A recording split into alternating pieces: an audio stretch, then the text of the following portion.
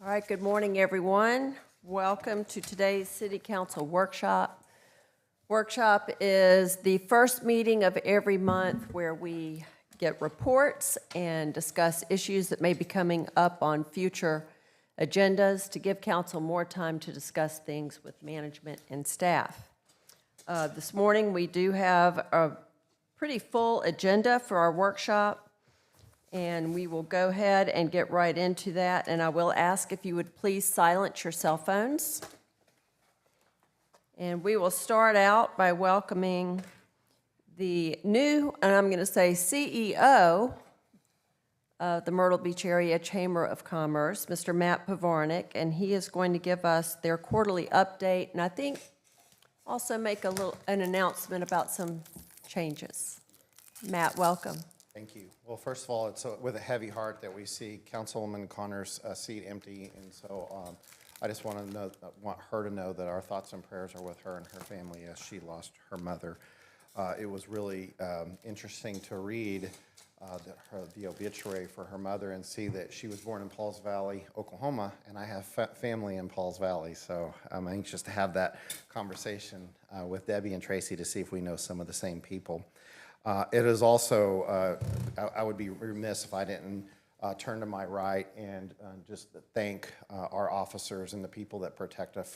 First responders are very important to me. I think I've mentioned before that my father was a firefighter, and I just want you all to know how much I appreciate what you do for us every single day.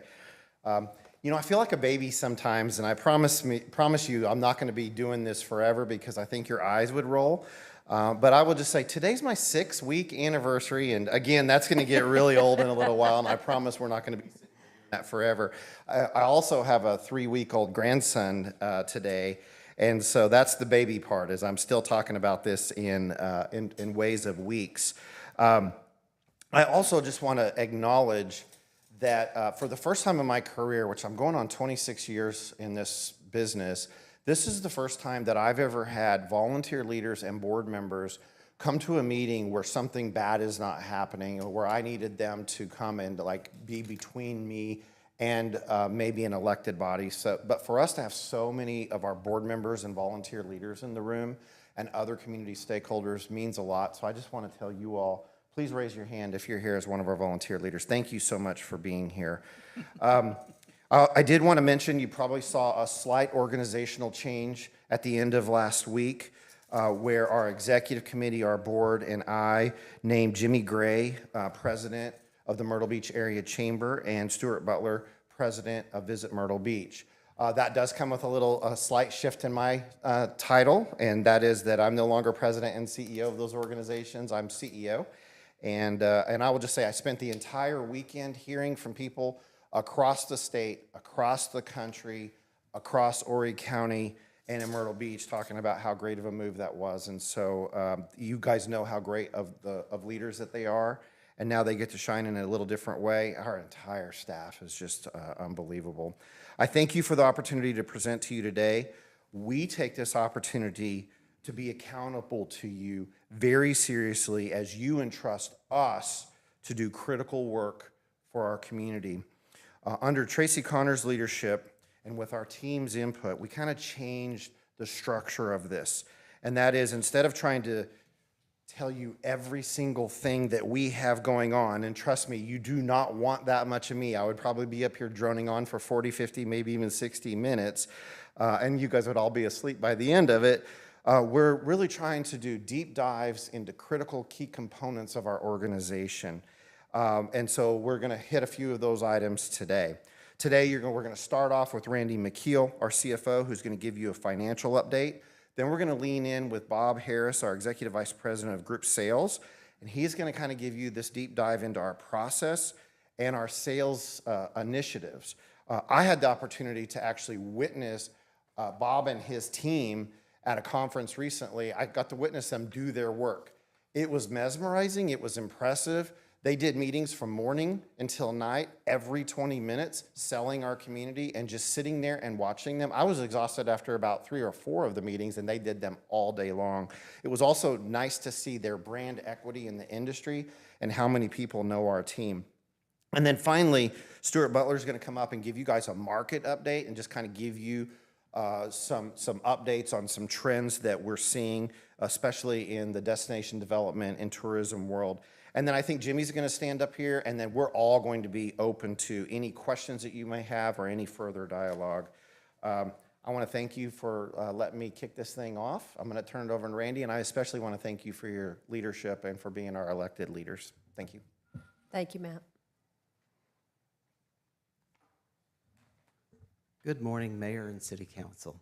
We want to remind Council about the Longwoods International ROI for the destination. For every $1 invested in advertising with Visit Myrtle Beach, we see a return of $143 in direct visitor spending and $20 in local tax revenue for a total ROI of $163 for every dollar invested in marketing campaigns. We just wanted to highlight that. So looking at January through March ATAX, year Q3, we invested a total of $264,761.24 to reach visitors more than 50 miles away. ATAX, or accommodation tax, is a 2% state tax applied to rooms rented to guests for less than 90 consecutive days. So how did we spend that money? So air service, we spent 2% on that. Digital and social search was the biggest investment at around 31%. And along with TV and outdoor print, the total equals 58% for all traditional advertising. General consumer promotions are 8%. Examples are activations and trip promotions, visitor center and call center services, and the visitor guide distribution, among other things.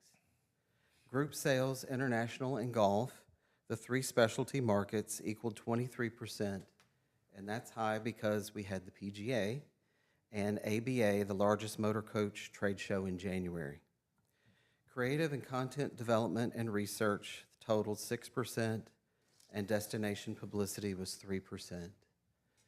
Do you guys have any questions about the spend of ATAX?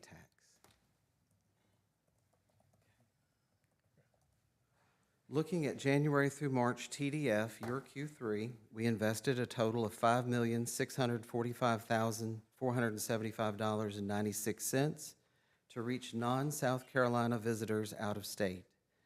TDF, or Tourism Development Fee, is a 1% general sales and use tax on all sales at retail, with a few exceptions, taxable under the state sales and use tax within the city limits of Myrtle Beach.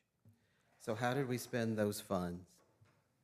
Digital and social search investment was at 11%, and along with TV and outdoor print, the total equals 33% for all traditional advertising. General consumer promotions came to 17%. Again, examples of that are activations and events and trip promotions, and the 2025 visitor guide production expenses. Group sales, international, and golf, the three specialty markets, equaled 23%. Again, there's PGA and the ABA, largest motor coach trade show, in there. Creative and content development and research was 22%, and that was mostly prep for TV commercials and ad preparations for the year for 2025. Destination publicity was 4%, and air service for nonstop flight markets was 1%. Any questions on TDF spend? Okay. We continue to be good stewards and invest the funds you entrust us with in exceptional tourism efforts. Next, you will hear from Bob Harris, our EVP of Group Sales, who will take you on a journey through the fascinating world of groups, motor coaches, and sports.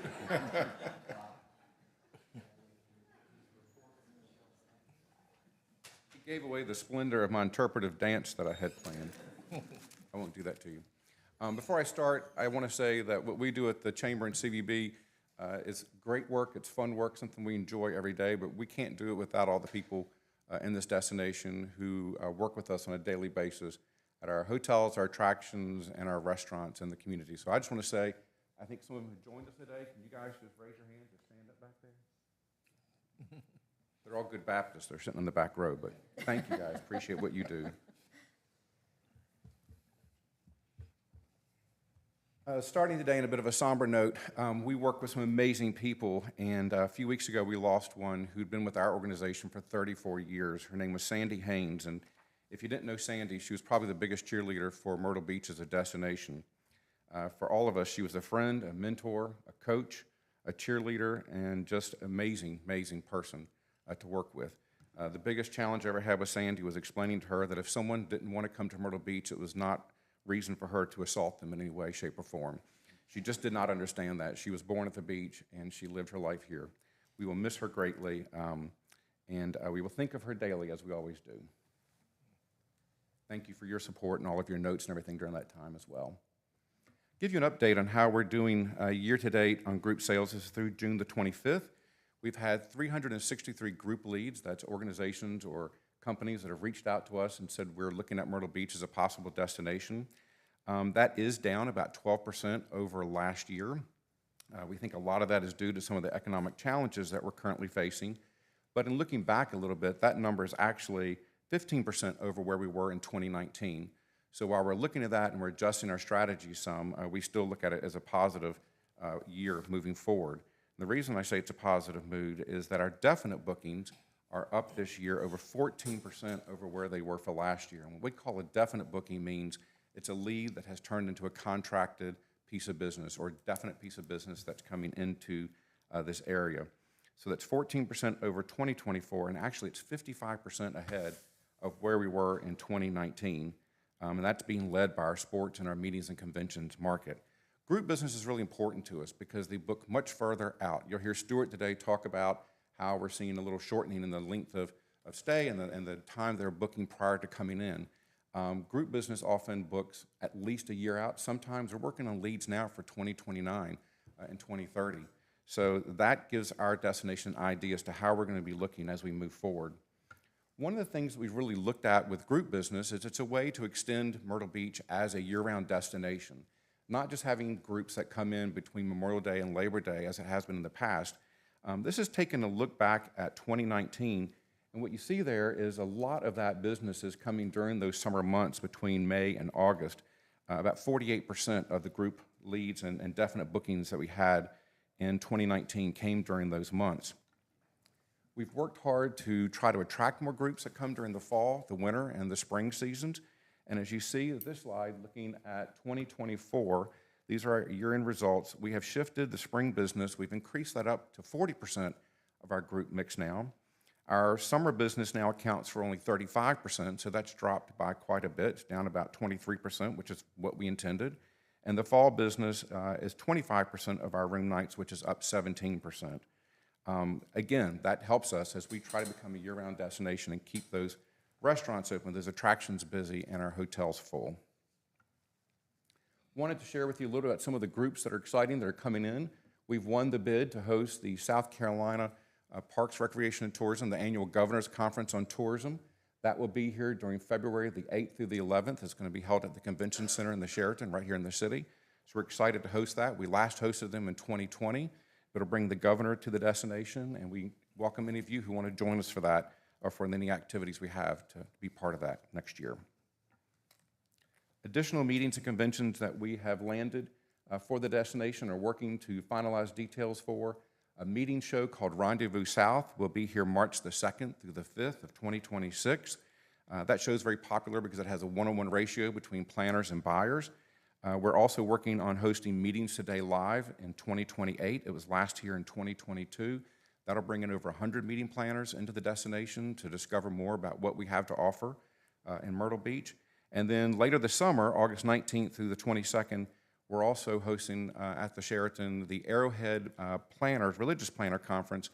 Arrowhead is one of the largest third-party religious planning organizations, so having them here to do their meeting, but also have a chance to learn about the destination is very important. One of our most recent things that this team behind me has worked very hard to host is a show called the Tourism Alliance Professionals. Brought in 122 attendees for the trade show, followed by a 3-day, what we call a FAM tour, familiarization tour. We just inundate them with all the great things, the new things there are to do in the destination. That was a project that Sandy worked very hard on, and we were very proud, and she was very proud to have hosted that. As I mentioned, we had a post-familiarization tour as we took them around and showed them all the beautiful things there were to see in Myrtle Beach. And right now, we're currently tracking 10 bookings already as a result of that. So that's pretty immediate results considering that was just a couple of weeks ago. Another familiarization tour we hosted recently was called the Group Travel Leader Fam Tour. This one had a little more of a focus on bringing in student tours. And we think that's important for us to sustain that group business with motor coaches coming into Myrtle Beach. So Group Travel Leader is a publication. They helped us organize, and they sent their editor to cover every single day of the itinerary for this familiarization tour that came into the area. As a result, we worked with Stuart and the marketing team to make it have 8 pages of editorial in the Group Travel Leader magazine that covers every single thing that this group did, and we're already getting inquiries from that as well. I should mention that today is Canada Day, so if you know anyone out there, please wish them a happy Canada Day. We are still very much focused on bringing Canadians and keeping the Canadians that we've had coming back here. We continue to greet all of the motor coach groups that are coming in and inundate them with love. We've had some interviews, and we've talked to Canadian people out there in the media. Canadians just aren't visitors to our area. They're really like our family. They're part of our residence here, and that's how we want to treat them and make sure they continue to come into Myrtle Beach. It's a very important part of our winter business to keep our hotels and our restaurants and attractions busy as well. In our Canadian sales efforts, we continue to hit trade shows. We did the Brand USA Canada Connect show, and we really had a good reception. I think people are looking at Myrtle Beach as one of those places. Next year, we'll celebrate 65 years of having the Can-Am Days here, and I think that shows a commitment that we have and that the relationship is very special, and I think we'll continue to see Canadians come into the destination. We have to continue to work on it, but we will get there as well. On the sports side, we continue to attend conferences, but we have some really exciting news to share with you guys today. I think a lot of people have heard of FIFA, that's the soccer, or as Stuart would say, football tournament that'll be coming here in 2026. We're really pleased to say that through working with Coastal Carolina University, we're going to be hosting, hopefully, we're listed at least as a base camp city for one of the FIFA World Cup teams. So we may have some teams and some countries that will come to visit us during the summer months. They won't actually make an announcement as to who those host destinations are, but we feel confident when they see what we have to offer in Myrtle Beach, we will end up with a team here, which would be a really exciting way for Myrtle Beach to be part of the whole FIFA celebration as it comes to North America. And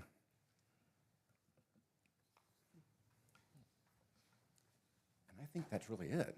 That was quick. Jimmy's going to kick me and say I should have talked longer. It's usually a salesperson. I say a lot more. Does council have any questions, Mayor or council members? I have one question for you. Yes, sir. When you started the presentation, you talked about the number of group leads that have been received. Of those leads, how many of them are leads that we may have received 2 or 3 years ago? In other words, is there a repeat pattern? And if there is there a specialty program to follow up with them? Because that, to me, would be the low-hanging fruit. Absolutely. That returning business is always the easiest for us because they're the ones who believe in us most. If I can get somebody here through a familiarization tour or a site inspection, the odds of them bringing that business to Myrtle Beach go way up through the roof. Return groups are absolutely one of our highest priority at keeping them here, making sure they're happy. We use a software called SimpleView. It's a customer relationship marketing system. Yeah. And it allows us to go in and set reminders to ourselves to call Bob over at ABC Tours and make sure that he's got the contract. Follow up. Absolutely. And I've got an amazing team that does that for us in the group sales department to stay on top of those. Yes, sir. Thank you. Thank you, sir.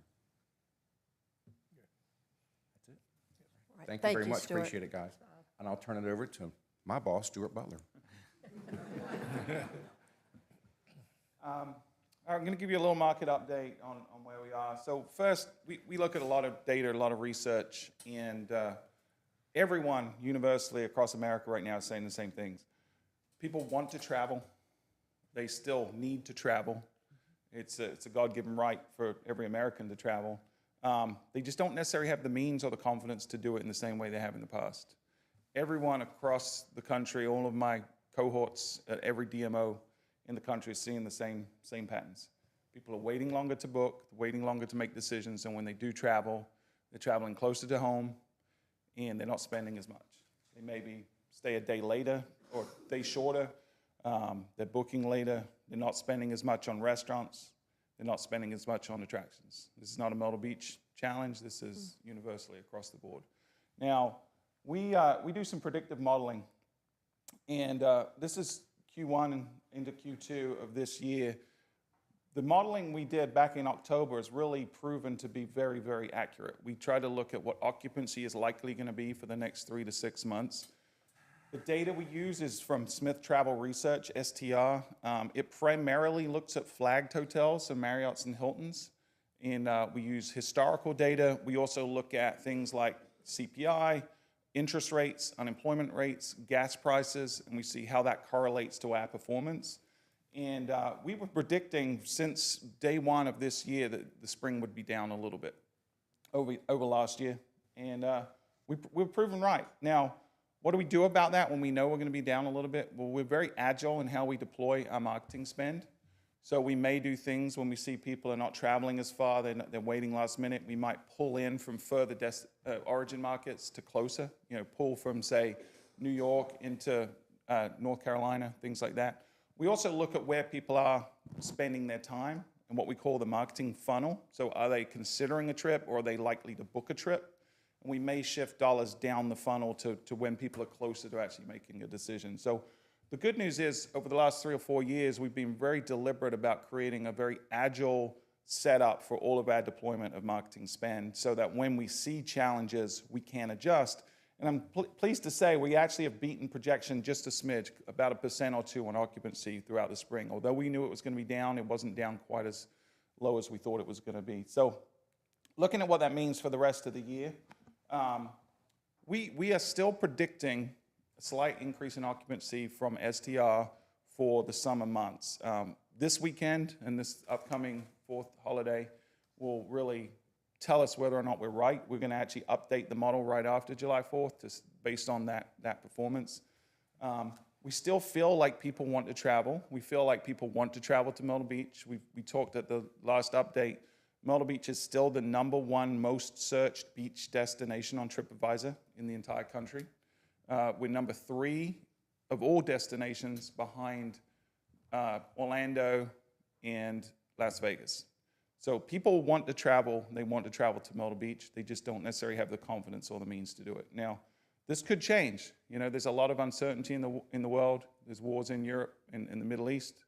And we're not sure what's going to happen with the economy. So we're watching this very closely, but I can assure you we're ready and we're able to adjust as needed. Now, this isn't universally how everyone's performing. We've talked in previous updates about how some of our older properties, some of our independent properties are struggling more so than the flag properties this year, and were last year too. So this is data that comes straight from those independent properties. We're tracking about 85 independent properties in our market. I'd say it's a good cross-reference. This top right chart over here, the numbers along that was an error, that should be the month. So 1 is January, 2 is February, et cetera. What we saw is this is the number of bookings made in the month for any time in the future. And so what we saw was January, February, March, April, we were actually below 2024. But then in May, which is what we predicted, we saw an increase in total bookings for that month. But there's a sacrifice. If you look at this bottom right chart, what we're seeing here is ADR of what's actually booked in those months. Again, 1 January, 2 February, 3 March. People have been sacrificing rate. What message I would send out to our partners in the accommodation, in the lodging industry is rate isn't the driver right now. It's uncertainty. And so hold the rate. Hold your ADR. People will book. They're just booking last minute. Let's not sacrifice rate because that compounds the problem, makes it worse. We did see that normalize a little bit. If you look to the right of that bottom right chart, that's May, and we saw that the ADR actually leveled out compared to previous years.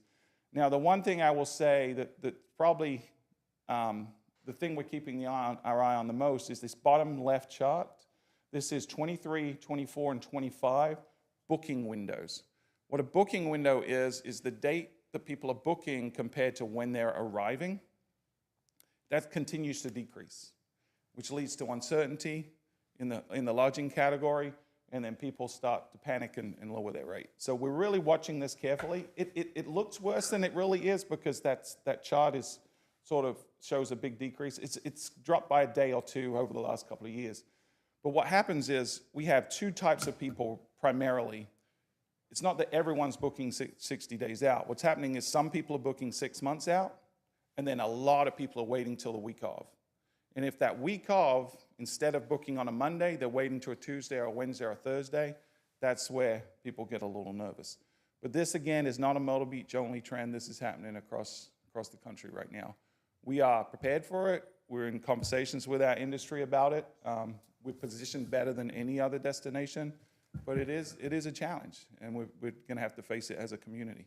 So I think that's my last slide, so I'm happy to answer any questions. Any questions from council?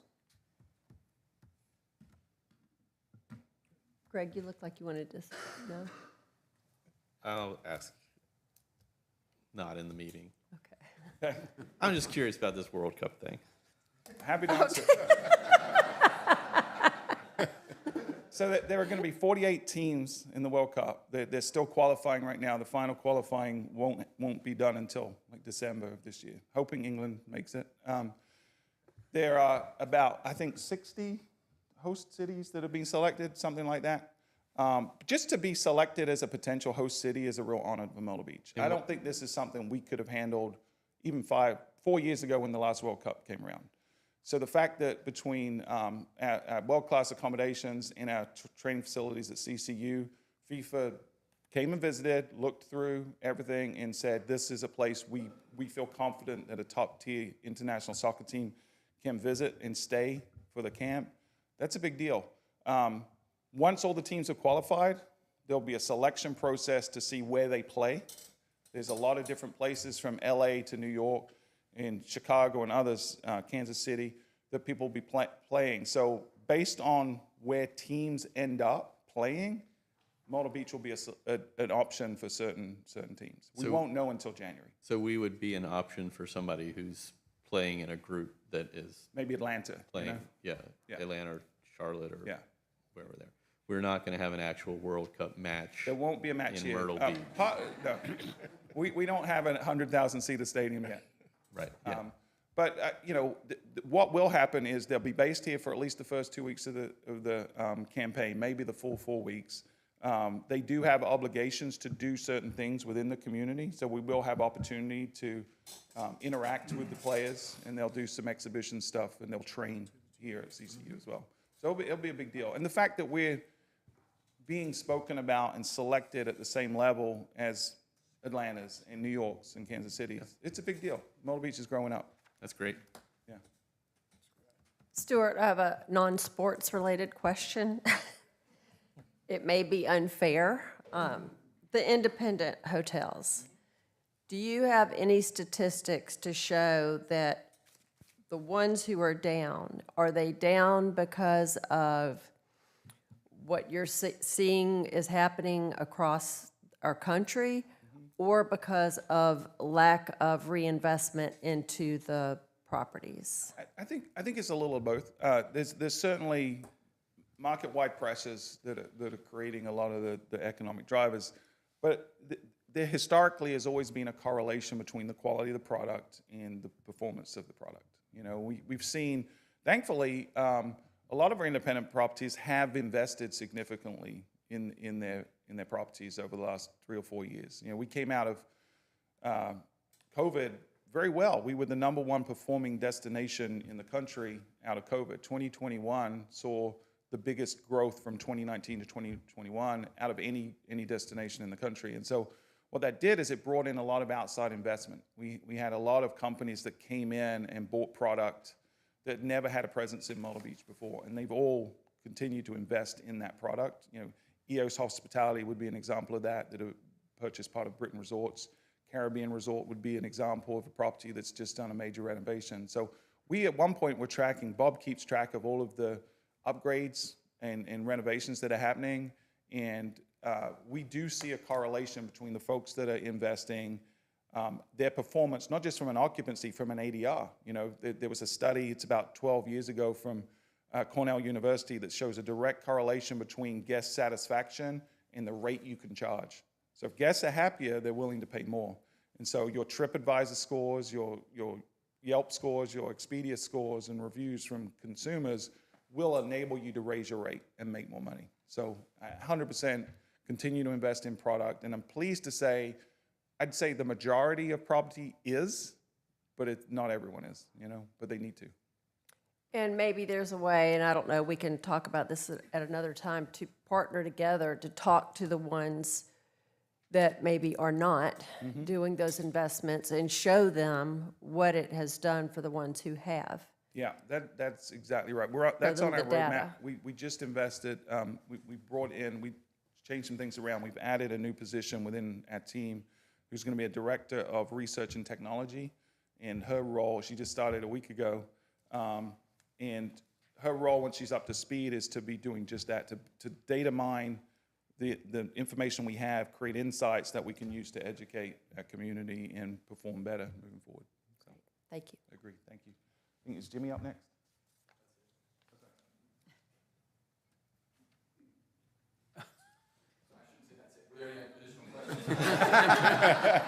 I mean, are you not going to say anything? I'm not, no. Well, I guess I'll publicly wish Stuart and all the rest of our English residents a happy 4th of July. And that's really it. Good, too. This is why you got the promotion. Thanks, everyone. Thank you. All right, any other questions from the chamber? For the chamber, all right. Thank you all for being here. We appreciate your support, your partnership, and especially during trying times, it's great to know that we have you all to work with and to be on our side and in this with us, so thank you. Okay, now we have the Cultural Resources Committee, and I think Mr. Crutch is going to come forward as the chair of that committee and talk about the Ocean Forest Hotel Monument recommendation. Make sure I get this right this time. All right, there we go. Good morning, Mayor, Council, staff. Morning. My name is John Crutch. I am the chairman of the Cultural Resources Committee. Here to back me up if needed is Brian Schmidt from the Economic Development Department. We are going over an Ocean Forest Hotel monument update today. So thank you for having us. Jumping right in. So kind of how we got here, everyone on council knows that this was has been a long process, a very passionate project for several people in the community, and what a great one it is. So we were asked on the committee to look at 3 areas from staff, and those are regarding safety, cost, and location. So how the process worked for us was we had a presentation by a member of the community about in April, I believe it was. And since then, 3 members of our committee went on site, spent about an hour to look at the site that was proposed, look at the concerns from staff that we heard about, and then we walked through the project, the Ocean Forest Villas, where the Ocean Forest Hotel used to sit, and then went all the way to the oceanfront to see if there were potential alternative locations as requested by staff. What we found is the first part was, should we memorialize the Ocean Forest Hotel? And the resounding answer from the committee and the community that we talked to was yes. This is an architecturally significant landmark that unfortunately was taken away from Myrtle Beach. It was the early days of tourism in Myrtle Beach, and we believe as a committee that this should be remembered in a profound way. Going into the site recommendation, by vote of the committee, we do not recommend the proposed roundabout location. Among other reasons, the primary and first reason is concerns over safety. Talking with staff and then also going out to the roundabout, the committee as well as the group that presented would like this to be an interactive exhibit, something where people can really learn about what the ocean forest was, its importance, and what happened there so many years ago. The roundabout, we don't feel, looking at it, is a safe location. As Myrtle Beach grows and there becomes more traffic around that roundabout, getting to that roundabout for an interactive exhibit to learn about what the Ocean Forest Hotel was simply does not seem like the safest option. Our alternative location that we have, and we'll get to the next slide in just a moment, actually we'll go and come back. So walking through those beautiful, oddly shaped buildings, all facing the ocean, are the Ocean Forest Villas, where the Ocean Forest Hotel used to stand. In front of that is a beautiful oceanfront area where we see as having a couple different options. Where the highlighted yellow is, there's already some existing city right-of-way there along that stretch of Ocean Boulevard that has the ocean behind it. So as our members of the committee were out there, what they noted in their own words was how you can really feel the magic of what the ocean forest used to be, because you can see the vegetation swaying in the wind, you can hear the sounds of people going by, as well as seeing the ocean behind the former Ocean Forest Hotel.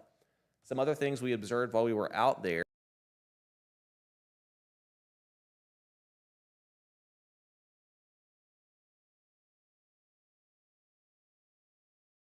as well as a monument that can pay homage to the Ocean Forest Hotel, seemed significantly higher.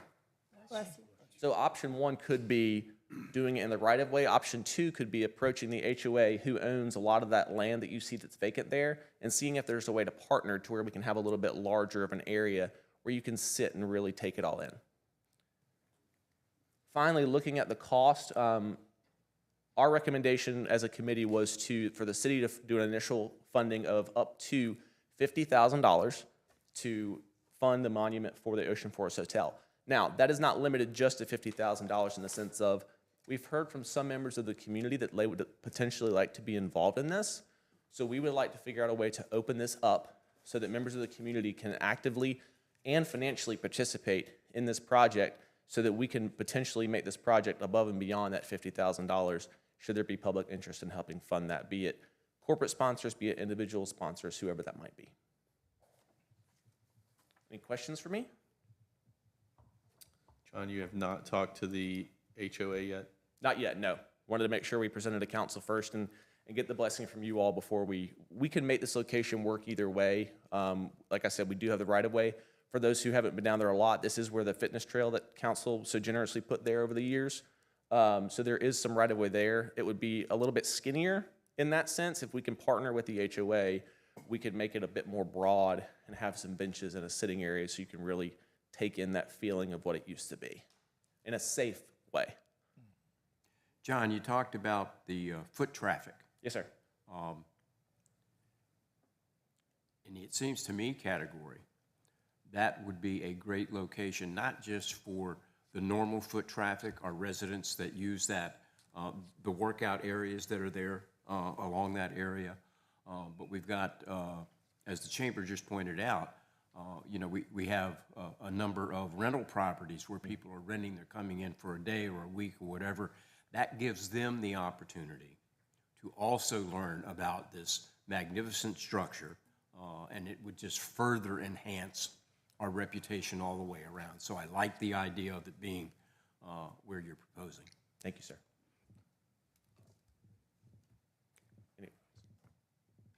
Anybody have any other questions? As far as any type of renderings or anything like that, you probably haven't gotten that far yet, especially because you didn't have an actual footprint. But how fast would y'all be able to get So something together? there are some designs from the initial group that proposed it, if that's the way we want to go. We've also had some preliminary designs at about a 50% cost amount that were done last fall by the same stone company that actually was involved in the World War II memorial, because we would like to have some old photographs from Jack Thompson or other members of the community that are low maintenance, so reduce costs for council and the city over time, but they're also historically accurate that you can see. So everyone here has been to the World War II memorial. You see how vivid those photographs are down there. So using that company for some of that stuff, as well as potentially doing something out of stone. To answer your question, I'd probably say within a year. Okay. Between design and making sure, whether it's this exact location or up or down a little bit, I don't see a reason it couldn't be done within a year. Okay. And I will say this because I was part of the Myrtle Beach Women's Club. You know, we've got the Gardens by the Sea right up the street. And I know over the past probably 15 years, we've had problems with the type of stone that they used and the material and everything, that it either faded or wore away because of wear and tear, people walking and different stuff. The what do you call it? The fountain that's down there and stuff like that. So maybe we should learn a little bit of not using that type of material, so it will last longer and look great all the time. Absolutely, and I'll get with you on that outside of this, so I can be familiar with Gardens by the Sea. I think that's a great, so we can reference that. Being this location, there are a lot of materials that, between the sun, the salt air, and other elements that could be a concern long-term. And not to say this is going to be a zero maintenance project, because we do want to have some landscaping, potentially some lighting, so we can make it look great for the community and for the Community Appearance Board, but so that we can reduce the maintenance long-term. But we don't want to give any, there will be maintenance on the project, of course. And also another thing is, you may want to put where you could buy a paver also, but the proceeds go towards It's a great idea. Thank you. erecting the project together. That'd be a great fundraiser that you could do. And there could be the bricks. There could also be, if there's not room for bricks per se, there's also, Goddess of the Sea in Plyler Park has a very large metal engraved plaque that has a full list of community members who helped fund that very expensive project, that were patrons of the arts and wanted to see things like that happen. So something even similar to that. And to my knowledge, having been at that statue in the last few months, it still looks great, even the plaque there. So that is certainly low maintenance too. I love the brick idea. Thank you. Thanks. John, I was in Columbia a couple weeks ago and found an example of a way that they memorialize some buildings, so I'll send you those pictures. Please. That I took just for consideration. Take them to the committee, for sure. And there was a lot of work by community members. I know council's heard this a few times. I know that, we've had a few interactions and had discussions on this a couple times. The community members that were behind this, and there were a few of them that were involved to my knowledge, the thanks goes to them for bringing this up, because great ideas most of the time are brought on by someone else. And this was their idea, so they absolutely need to be recognized on this monument when it is completed with their name, so they can have a legacy for this. John, I would just ask too, and you guys just working with Ruben and his group, and just keep them informed. And, Absolutely. So. And we're hoping we can partner with our great partners at the Myrtle Beach Chamber of Commerce, because I think that being this was one of the biggest booming businesses back in the day, I think that sponsorship opportunities with the chamber will definitely present themselves. Jimmy, John just a couple of bucks. Happy 4th of July. Thank you, folks. Thank you. Great job. Thank you. Ruben, I hope this pleases you to see that things are moving forward. Well, we usually don't take public comment during workshop, but that's at the will of council. Sure. So, come on up. 3 minutes. Say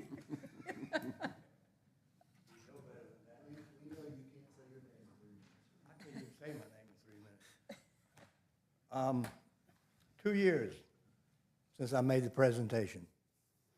By the way, I know you were not on the council at the time. Have you ever seen the presentation of the drawing that I presented? I have. You have? I have. Okay, because I brought some in case anybody wants to renew their thought.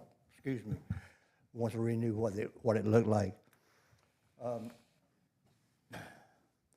A quick synopsis is that after I initially did it, it went to the staff, and they said that they wanted Derek to do a information. They put him on a contract to do a information so they could get an estimate. And then, as we got that, I found out at the time, which I was unaware of, that the state owned the roundabout, and so we needed to get the state involved. And so I had talked with Brian on a couple of occasions about it, and I assisted him in getting them together with the engineers for the state and with the engineers here, and they agreed to give it to the city of Myrtle Beach so that we could put it there. And all of a sudden I was told, before he could even present it to you, that we had gotten their well wishes about doing this. There was a motion made that they thought, I can't remember who made the motion, this was last fall, but a motion for me to go to the Culture Committee for approval of the location. That's all I heard was approval of the location. I went to the next meeting, and I was not on the agenda, so they could not bring it up and discuss it.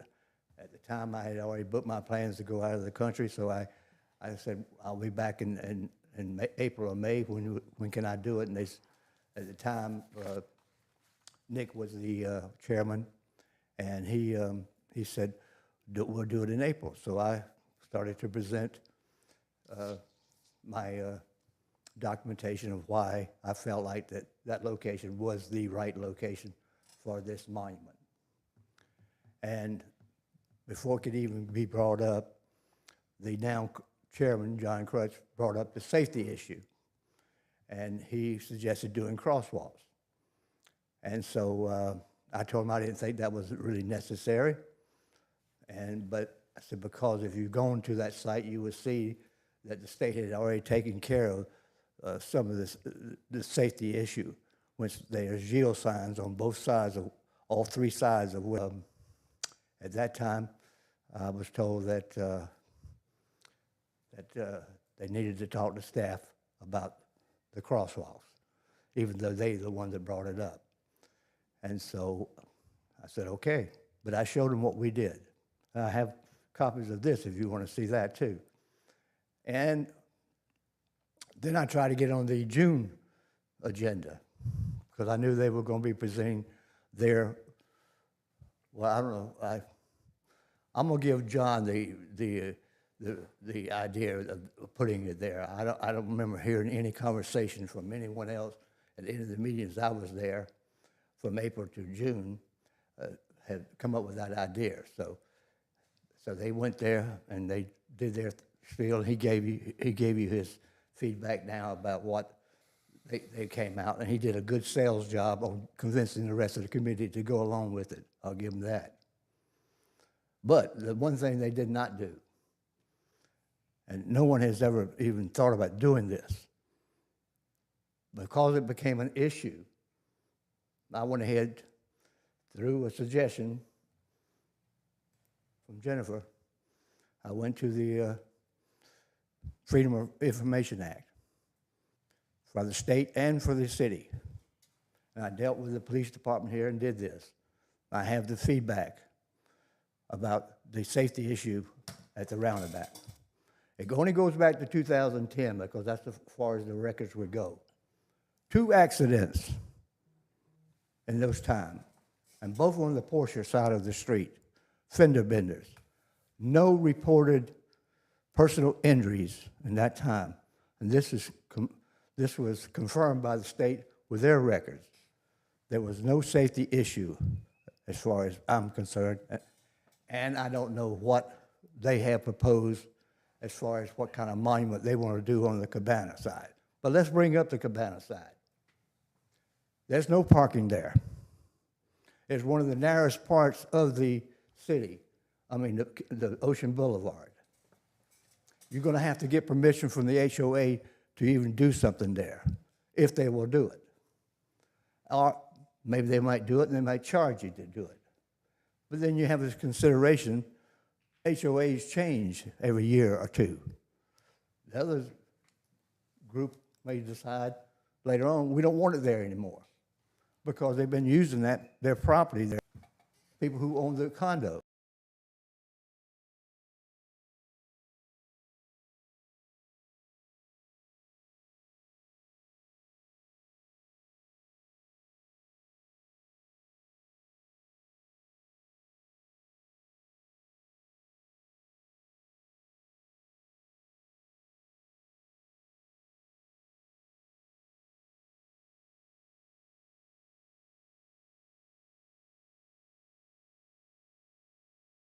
Vehicles coming around those cars, which could create a safety issue. Plus, I've noticed many times that when people come across that street, whether they're in their condos or whether they're in their hotels, they don't necessarily use the crosswalks each time. They walk wherever they can get across the street. And I have actually seen cars that come down that street have to put on brakes to stop. Because when they come around that curve, the speed on that part of the boulevard is supposed to be a certain amount, but very seldom I see people complying with that speed. And if you go up and down that boulevard, you see that most of the time they're doing more of the speed limit of 45 miles an hour to 50 miles an hour instead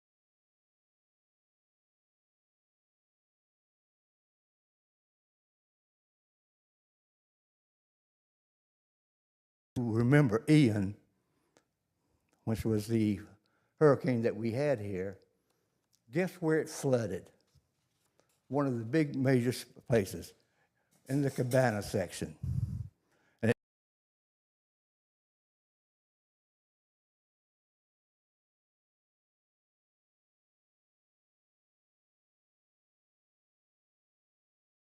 Not even going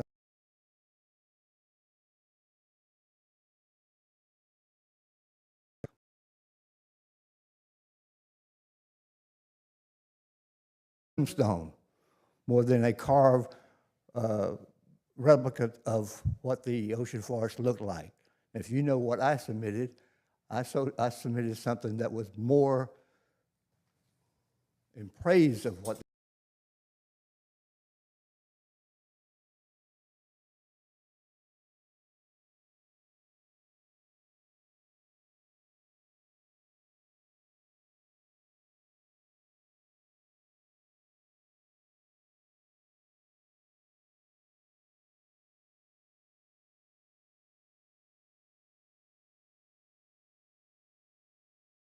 hearing for years of people saying, why did the city, and they always refer to the city with all the negative comments, allow this to happen. I heard that in conversation. I saw it on Facebook and other social medias. I gave you an opportunity to do this thing, especially because you had shown a trend, not necessarily this council, but councils of the last couple of councils have shown up trying to preserve history and trying to bring up the downtown area. And I thought that whole thing would be the right timing to go and show all the naysayers about the ocean forest that we could prove it, that the city was more for doing it at that site. And that is the only site that really is viable. That's the only original piece of property that was part of the ocean forest. And I have shown now through the Freedom of Information Act, there is not a safety issue there. They haven't shown any physical incidents about a person being hurt there. A couple of fender benders on Portia Avenue. And I'm not going to give up. I'm going to have that amendment the best I can.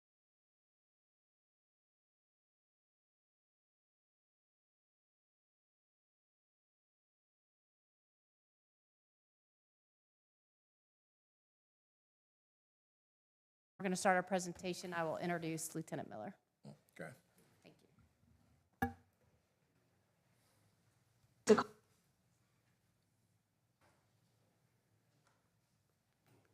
To call and congratulate you. Welcome to the Myrtle Beach Police Department.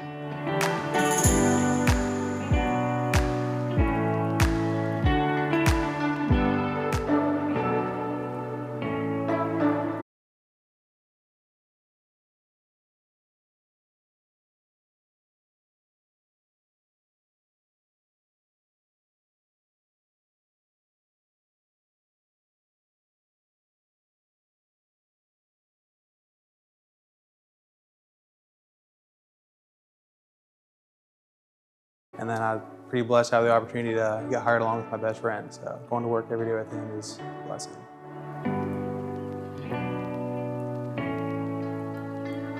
A couple challenges that we have here at the City of Myrtle Beach Police Department in terms of recruiting, including finding qualified candidates that have overall good moral character.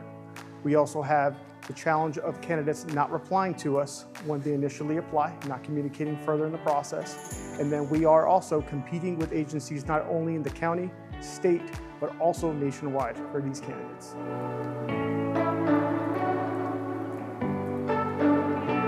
A couple of things that we've done here at the Myrtle Beach Police Department as part of improving our hiring process includes expanding our unit. We have added an additional background investigator and additional office assistant that assists us in processing more applications, scheduling testing, as well as attending a lot more recruiting events.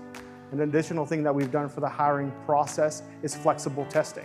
We're offering testing on Saturdays, we're offering testing twice a week, 2 times a day. And the third part that we've done to improve our hiring process is we've included auto scheduling, so candidates can schedule themselves, and also texting capabilities. So we're able to text candidates for those that prefer that instead of phone calls.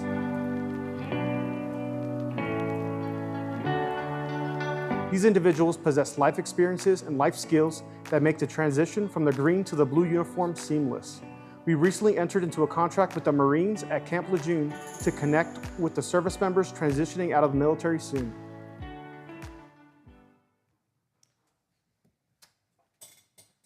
Well, good morning. Morning. Good morning. I don't know about you all, but I'm excited to be here because, you know, I love to talk about our team. I love to talk about what we are doing, and it is exciting to do that. I want to thank you for the opportunity to be here and to meet with you to hear about our team and what we are doing. As you know, we are all passionate about public safety, our team members, and our community, and we appreciate the time to share with you our current roles and the continued focus of recruiting. So speaking of our team, just a few people are here today, and I want to introduce our recruiting team. So I'm going to ask them to stand up, and I'm going to acknowledge both of our team and our shift representatives. So you're probably wondering what exactly that means when I say shift representatives, but I'm going to tell you a little bit about that. So I'm going to ask them to stand up. As you can see, I have quite a few people here today. Captain Lester Cook is over our administrative team, which also is over our recruiting team. Lieutenant Aaron Miller, who you're going to hear from in just a minute. We have PFC Alex Ross-Schaefer, PFC Brandon Stokes. We also have our administrative assistants, as you heard Alex talk about. We cannot get through a lot of what we do right now without them. Both Jessica Beardsley and Allison Herschelsaw. I can't tell you how much they do. What I want to tell you a little bit about what we have changed over the last year is we added shift representatives from throughout the department. What that means is you hear us say everybody is a recruiter. Well, that means not only our department, but our community, our city departments as well. Well, that's what these individuals do. They get everybody involved. So you're seeing representatives from throughout the department. Today, I'm going to start over here on the left is Kelsey Spinzani.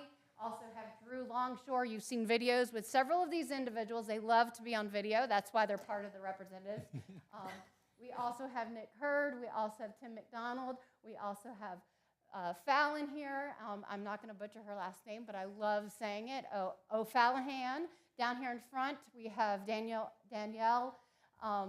We also have here we have Corporal Gil Gannon, and then we have, and Danielle's last name is Louisi. I'm sorry for that, Danielle. Back in the back, we have Officer Shank. You saw him on the video over here. And then I think I got through everybody. Alex Ross-Schaefer's in the back. Jessica's over here. Brandon's in the back as well. So we have quite a few people here today representative of our entire recruiting team. So that is incredible, community, if you don't see that. These are active team members. Back in the back over here, we have another team member who's not on this list, but is part of our shift representatives, is Officer Sullivan. He's in our detention team. He's absolutely an active member, and he's got some of his team members with him today that he is training with. So we're really excited about everything that we have accomplished. So thank you, team member, for standing up and being acknowledged today. Thank you for your hard work and everything you do for our team. But we can't do life alone. We cannot do recruiting alone, and that includes our partners. We have partners throughout our community. We have partners throughout our state that help with this, and that includes the Chamber of Commerce. We appreciate everybody being here today, and I'm going to acknowledge some of those team members. That includes not only our team members that are here, but some that could not be here today, and I'm going to ask that Tiffany Henry, Stuart Butler, I know Diane Charno, and I don't know if Jen is here, but I'm going to ask them to stand up as well, and they don't want to do that either. But I'm also going to ask Jessica Wood from the Simplify Company to stand up too. So thank you so much for being here. These team members are team members that we work with so much throughout the year. They are partners in not only our advertising, and you're going to hear a little bit about what that means, but thank you all so much for being here and being our partners. What does that mean for partnerships? So partnerships means that we meet with them at least once, twice a month. In person, we also meet with them on Zoom calls. We meet with them periodically to send video, those sorts of things. So that's the kind of thing that we are working with the chamber. They have provided us funding. They also have worked with us for content. So I'm going to go a little bit about what that means. They do a great job of working with us, and next I want to tell you a little bit about what this means up here. So when I talk about 4 team members, it's not 4 team members because I have learned what the concept of content army means, which means they have an incredible team that works together to establish some of the advertisements that you see not only here in Myrtle Beach, but if you go to different areas throughout the nation, you'll see what content is, which is these advertisements up here. So we have an extensive social media campaign that helps us advertise not only here, but outside of our region. It's important. You know that when you travel up to New York, to Michigan, throughout Florida, you're going to see these. I can tell you that because I had the opportunity to travel as far as Key West this year, and I turned around and I said, that's my police department. That was exciting to see, and that is what the chamber is doing for us, not only on social media, but also on digital media. You're asking what that means. Well, let's talk a little bit about what that means. You're going to see performance summaries with total impressions on social media, but also on TV ads, as well as when you're pulling up your phone, when you're looking at articles, you're going to see media pictures of the Myrtle Beach Police Department and how to apply for jobs. That's exciting. I'm going to play a video if I can figure out how to do this. Or Patrick's going to do it for me.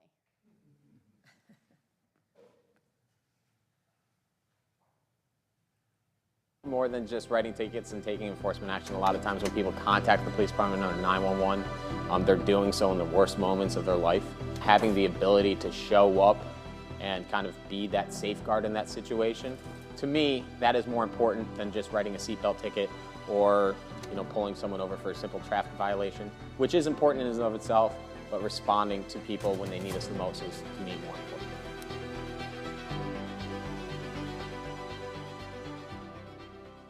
So why is it important to see some of these videos? It's important to see some of these videos because when you're looking for a department to work for, you want to see the different units that we actually have within our department.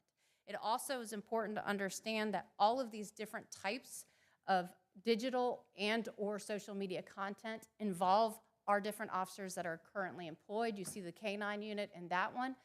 What I also want to talk about when you look at the digital campaign and who we're targeting in the high density areas is how much we're doing with impressions. You see that we're over 1 million and just a little less than 1 million when we're talking about the unique users. I want to ensure you understand we're trying to hit those target audiences that are trying to apply for different positions. So you also see the funding of promotional items. We were out at CCMF. We were out at a variety of different special events. We're targeting those types of items for those audiences that we are involved in. In addition to that, recruiting at specific types of events or additional advertising. We're going to play one more video just so you see how we're involved in that additional recruiting. And then I want to bring up Jessica to see if you have any additional questions about advertising.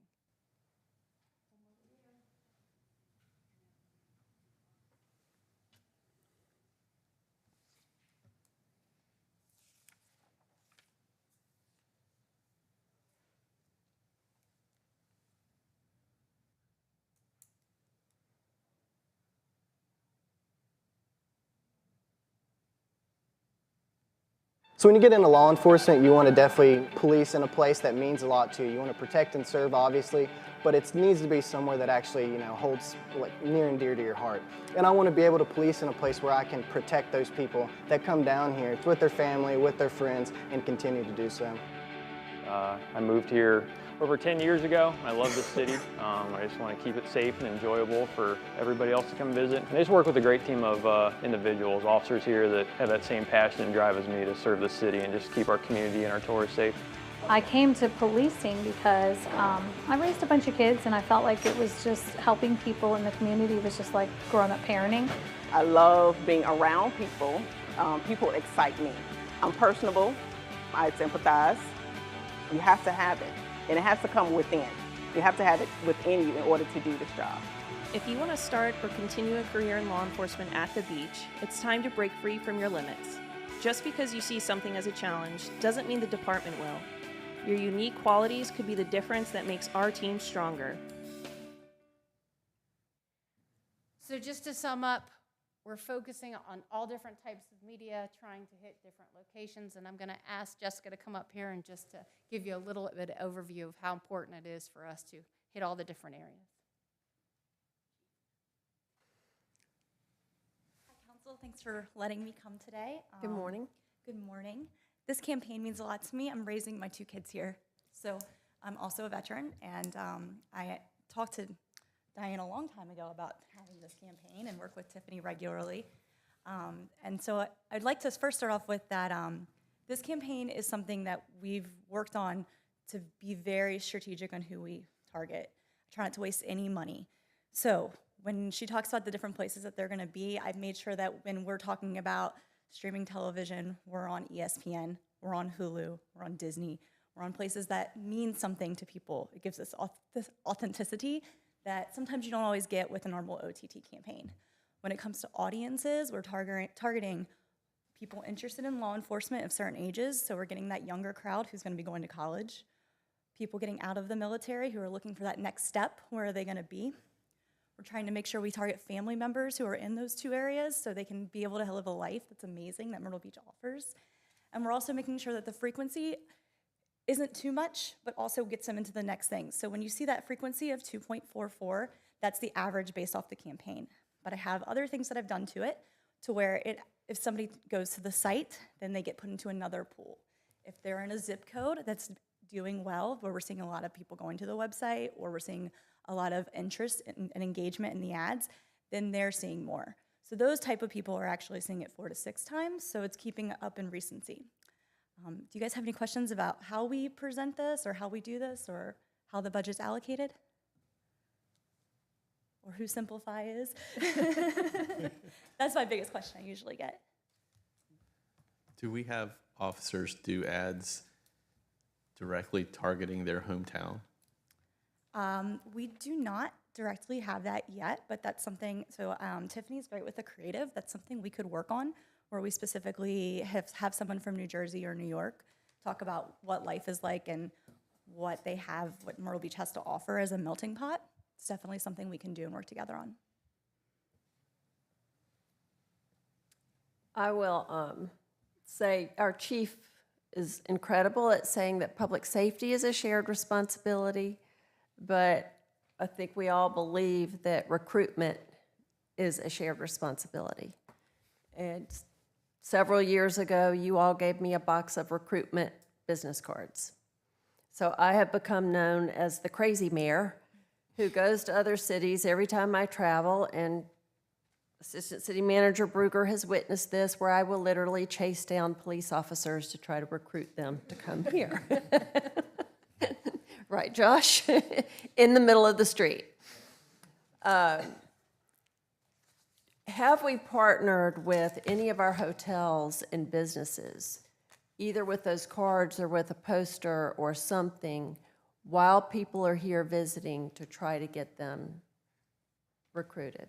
I can just say that we do provide some of our, throughout the city, we do provide our pamphlets, our flyers to many of our businesses. Yes, ma'am.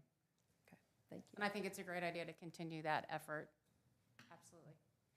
And to answer the question in reference to videos for officers downtown, we have done that. Our public information officer has done that specifically to smaller towns, as well as to some of our officers, our certified officers who have come from some of our other agencies specifically. Yes, ma'am. I think it's a great idea, and definitely our public information officers worked on that as well. So, and we can continue that with our partner here.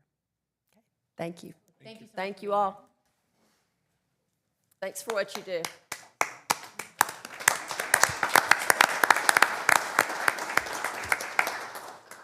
So as you know, I'm really excited about our team and everything that we do. Next, I'm going to introduce our Administrative Lieutenant, Lieutenant Aaron Miller. He is over our recruiting team, as I've always said, and is actively involved in the recruiting process. When I say active, Nothing gets by him without his involvement. His focus is moving the process through with maintaining our standards and focus on the best quality of candidates. If I haven't said this already, this team is incredible. They do an outstanding job. They work very hard. Brandon Stokes, Alex Ralshafer, Jess, Allison, and everybody here that is involved in that process. So thank you so much for your hard work. And without further ado, Lieutenant Miller.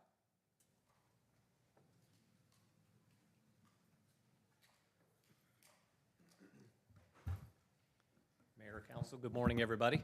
Good morning. Appreciate this opportunity to come up and speak.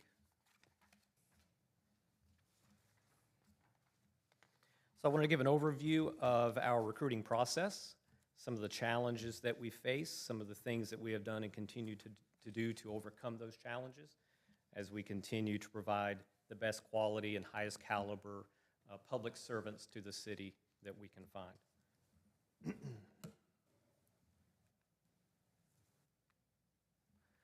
So one area to start is that these challenges with recruiting and hiring are a national challenge. This is not a boat that we're in alone. Our local, regional, and national partners are all struggling with some of the same situations that we see here in Myrtle Beach PD.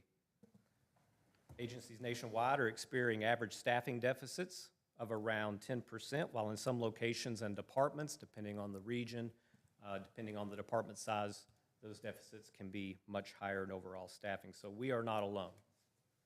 A 2024 IECP survey found that 70% of sampled agencies have found recruiting and hiring is much more difficult than it was 5 years ago. And I can tell you that I have seen that personally, having been in for 27 years. As you can see, just some of the references here from IECP, Lexipol, and you can see some of the comments that just highlight that national challenge. So when we talk about our recruiting challenges, what are we exactly talking about? So first off, we look at our quality of applicants. An application isn't the end of the process, it's the start of the process.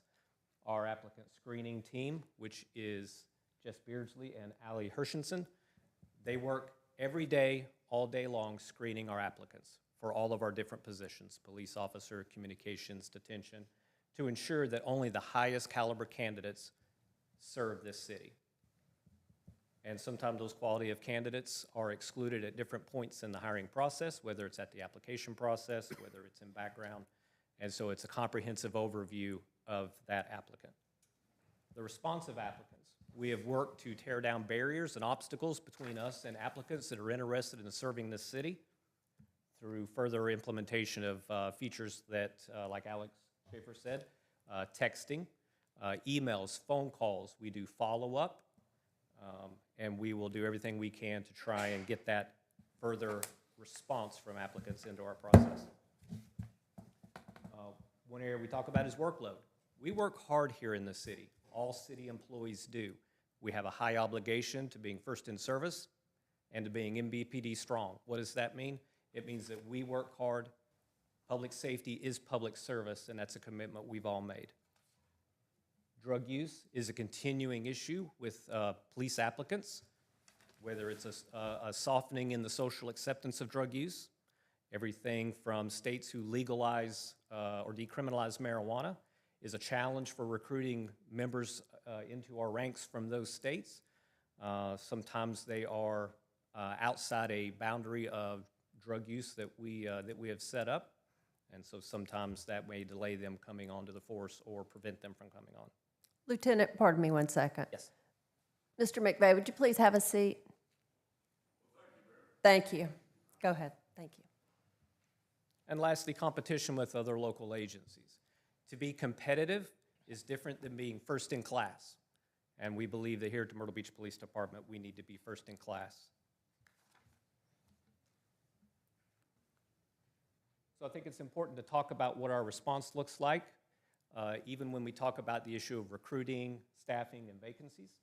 I want to highlight what a weekend schedule for our police team looks like. For example, we would have 18 outside agency officers, 16 Myrtle Beach PD overtime officers, for a total of 60 officers during the weekend that serve and protect the city. 85% of those officers are assigned to waterfront, which is an important area for us. The whole city is.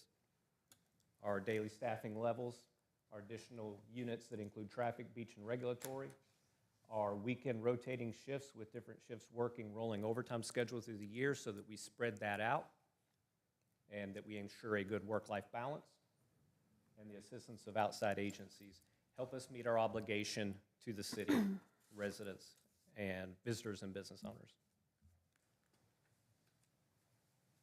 So as we look at some of our numbers and our statistics, the number of applications processed annually. As you can see here, we see a reflection of the number of police recruit and certified police applicants.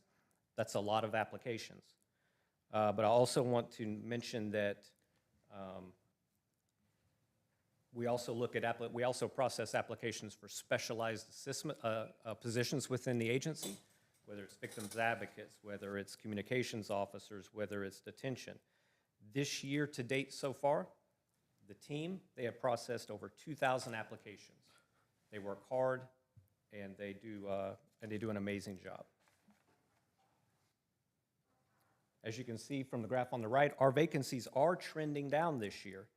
Vacancies, just like hiring, is fluid. It's impacted by everything from time of year, economy, pay and benefits, both with us and the competition in the area, and many other factors our team has worked to try and improve and overcome.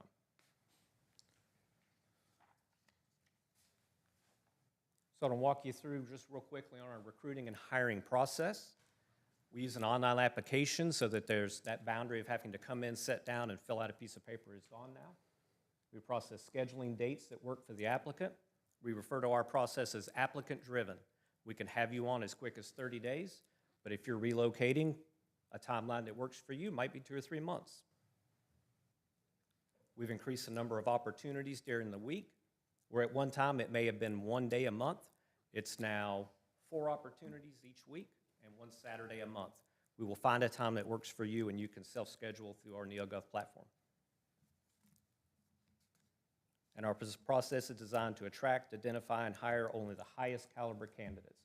So you can see everything we're doing here. Written testing with nationally accepted job-specific written tests, physical ability test for all of our officer positions, a conditional offer in hand that tells someone what steps they must do and what their salary range would look like, medical screenings, psychological assessments, comprehensive background. Many of these are required by the Law Enforcement Training Council, and a determination of good moral character is what we have to assess. So some of the reasons applicants or individuals don't meet our standards, and our standards are high to serve this city. Dishonesty. There's no room on our agency for that. Dishonesty during the process, dishonesty on your application. We make that clear when you apply, and that's only a standard if you enforce it, and we do. Failed written testing, failed interview processes. These are just some of the example of things where sometimes candidates don't fall within our standards to work for the police department.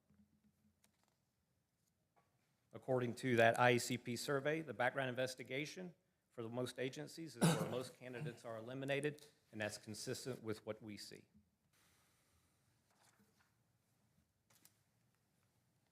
Number of employees hired over the last 3 years. We see police officers, detention, communications, and support. I want to highlight our support staff, our office assistants, our booking clerks, our desk officers, our animal control officers. They all do a phenomenal job in supporting, providing services to the city. As you can see, our hiring trends, we are midway through the year. We're about 5 or 6 police officer hires off from where we were this time last year. But hiring and recruiting is a marathon, not a sprint, and we're optimistic about what the remainder of the year looks like. So far this year, we have hired a total of 24 employees total, and so our impact is being seen as we hire. It's also important to keep in mind that since fiscal year 2021, we have added 44 additional police positions from grants and the budget into the department. So while we're hiring through attrition and turnover, we are also continuing to hire in through those positions that we must fill, especially grant positions.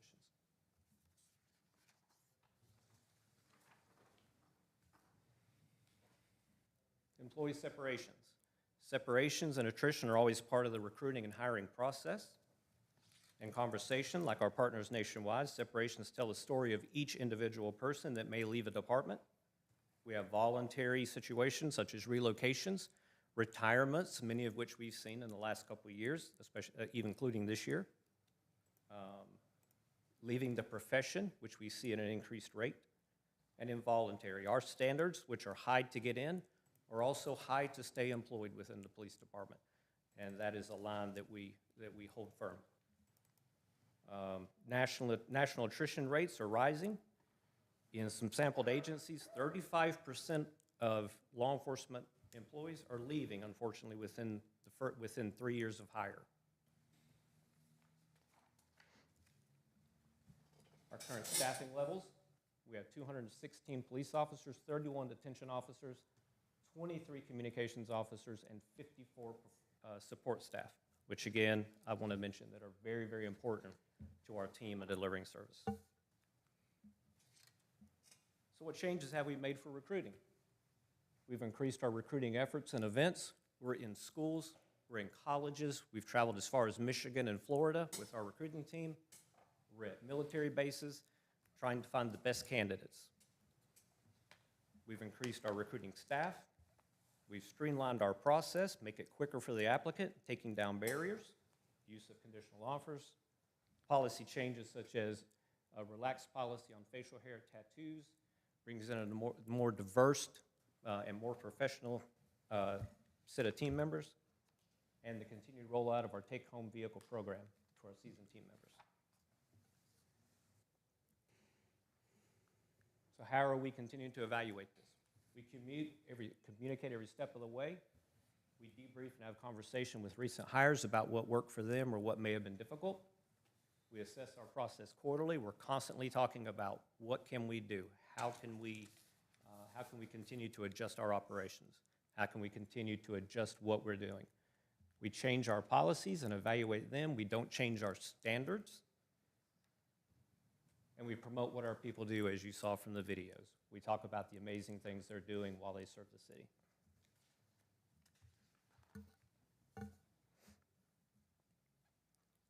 Some local and national major challenges in retention that we're all seeing. Questions about salary.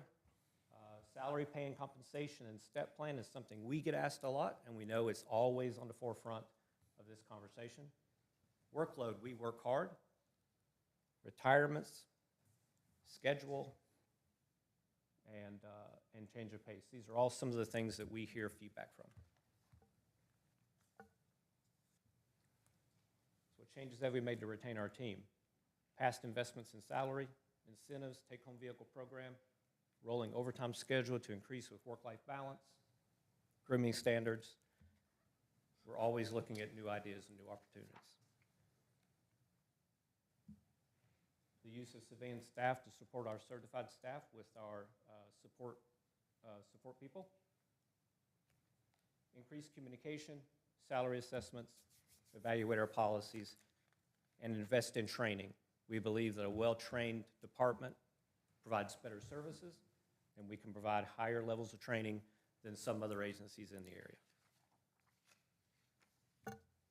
I hope this has been beneficial. Again, thank you for the opportunity to talk, and I'll be glad to try and answer any questions you might have. Thank you, Lieutenant. Any questions from council? Yes, ma'am. Please. Thank you for the detailed presentation of how the process works. But I do have a couple of questions for you. In the beginning of your presentation, or the chief, it may have been, it was talking about the partnership with the Marine Corps, which got to tell you, I'm kind of partial about that, being a former Marine. But I just asked, in our recruitment efforts, or the department's recruitment efforts, are you involved in the skill set program with the military abroad, not just the Marine Corps? I just think about the amount of military bases we have just in a 2-hour drive in any direction here. And I don't know, got to be honest, I don't know a lot about the skill set program. But I do understand that if you are in the military and you have a year or less and you're looking to maybe leave the military and looking for something else to do, that the military, I believe, does offer some type of financial benefit to those as they transition from the military to civilian world into, it may be a number of different skill sets. It may not just be law enforcement, but it also may be others. So I was just curious if our department and our recruitment efforts are looking in or using that opportunity there. So that specific piece of the program I can inquire about. I know that we, the branches that we do liaison with, it's their transition assistance programs with, as service members are transitioning out. But that may be a subset within that we will definitely look into. That transition assistant may be the name of that program instead of transition skill set. Okay, yes, we do work with them. Like I said, I don't know a lot about the program, but I've heard about it. And just curious if our department was involved with that program, recruiting through the military. Chief, can you please come to the mic? So just to be clear, we've been to the out-processing centers for most of the ones that within our region, but Brandon can talk a little bit more about that. Good morning, staff. Good morning, council, city management. So it is Skill Bridge is the name of that program. We have been in contact with the agency that does use that, is Charleston PD. So we are looking into that. We have done, as Lieutenant Miller said before, we have gone to these transition programs. We've contacted Army, not just Marines, Army, Navy, Air Force. We're trying to get a piece of all of our military. Good, thank you. Of course. Thank you. One of the questions I had, and in the presentation as well, talked about areas that I'll use your digital and your other forms of how you're getting the message out to wherever. You mentioned New York and a couple of other large areas, and I just wonder, why are we reaching out like to our mid-Atlantic states as well? I didn't hear any mention of other than Charlotte, North Carolina. So I was just wondering, there's a huge opportunity in this mid-Atlantic area as well. I know just based on what I've seen in the hires over the last, I'll say the last 2 years, a number of those that have been hired come from the New York area. And be honest with you, quite a few of those are already retired law enforcement officers. And in my opinion, anytime you can get retired law enforcement officers or military personnel, especially, I was really impressed with the officer that had 28 years in the Marine Corps before he decided to come into law enforcement. And I think that's a plus as well. But I'm just wondering about recruitment in other areas, like in the Mid-Atlantic.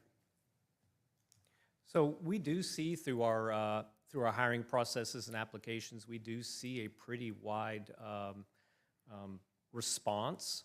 Obviously, a lot of the northeastern states seem to be driving a lot of that right now, everything from Pennsylvania, New York, New Jersey, Connecticut. But we do see also Tennessee, Virginia, North Carolina. The numbers are always kind of fluid as far as reach. You know, maybe I think the chamber could probably comment on that a little bit more as well.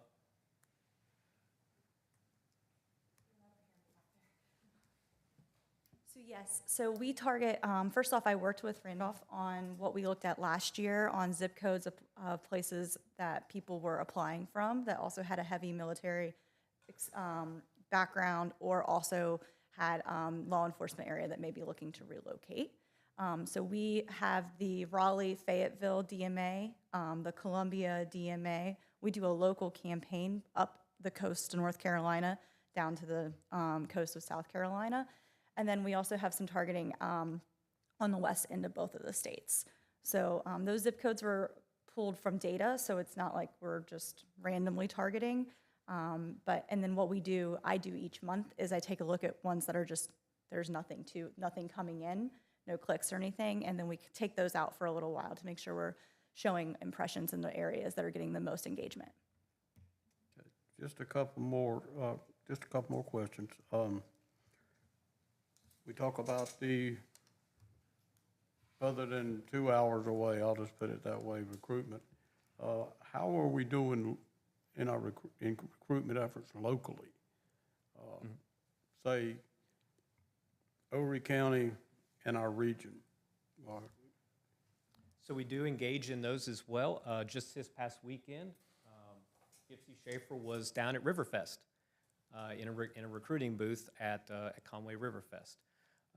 Obviously, we take advantage every time we can for local events. We were neighbors with the Chamber during CCMF every day there with PFC Schaefer and PFC Stokes and Allie Hershenson. We have attended in the past everything from, we'll be at Waves of Praise, we'll be at Jeep Jam. So we do start to expand out of the area, Columbia, Charleston. So we do try to make sure that we are spreading out through our region as well, and that we're not just kind of singularly focused always out of the area. Thank you. One last question. The amount of current certified officers on the department is 216. Is that correct? Let's see. That's the number I wrote down. That's what I wrote down. Yeah. Yes. What is the current level that we have that has been, council has appropriated for certified officers? So that, I do not have that number here in front of me. I'd appreciate just knowing that number. Doesn't have to be today. Yes. Okay? That's my questions. Thank you. All right, thank you. I have a few questions myself. PFC Stokes also wanted me to, very importantly, add in as an answer to that local recruiting is our recruiting with the schools, local colleges, Horry Tech, CCU. Thank you. Question for you. Talked many times, the chief has talked many times about recruiting the highest quality candidates. In so doing, is it possible that we're missing some good candidates because the criteria we have set up may eliminate them when in fact they would be great recruits? And it's kind of, the analogy I will use is there are a lot of people in the Hall of Fame of baseball and football and basketball that weren't the #1 draft choice. They may have been number 100, but they turned out to be great individuals. So where's the balance, for lack of a better description? That's a really good question. One thing I would like to say about our standards are that our standards aren't necessarily, especially for our police recruits or police certified, our standards aren't set up in a way where recruits are graded to where, we only take recruits who grade a 7, 8, 9, or a 10, and we don't take anyone who grades below that. So when we talk about our standards, we talk about standards such as dishonesty. Someone who comes through a process and then in their background packet, which is quite substantial, they decide they're not going to tell us the truth. Also standards set for things like drug use. Those are very objective standards, very binary standards. If you are outside of this range, then at that time, you're no longer a feasible candidate, though more time could change that. And we have seen that happen. Also standards like our written testing. We use, for say, police officers, we use the National Police Officer Standards Test, selection test. That's a test that is used widely, not only throughout the state, but across the country. We have a threshold at which a candidate must or an applicant must pass that test. If they don't pass it, they don't move on to the next step. So when we talk about our standards, these are standards that are designed to do one thing. First off is, in regards to background, is making sure that the candidate helps us fulfill our obligation under state law with the training council to make sure they exhibit a good moral character. There are some things that may be in their background that are moral turpitude issues that may preclude them from hire. So it's kind of a stratification of the different areas where a candidate may drop. Yeah. Okay. So we don't think that we see candidates that could be worth, taking a, knock on wood, take a risk coming in. Okay. You guys have been up here a long time, so I have a bunch of questions, but I'm just gonna, one more for you, and this is more of a recommendation. The videos that a lot of you guys were on, and ladies, okay, they're very persuasive, they really are.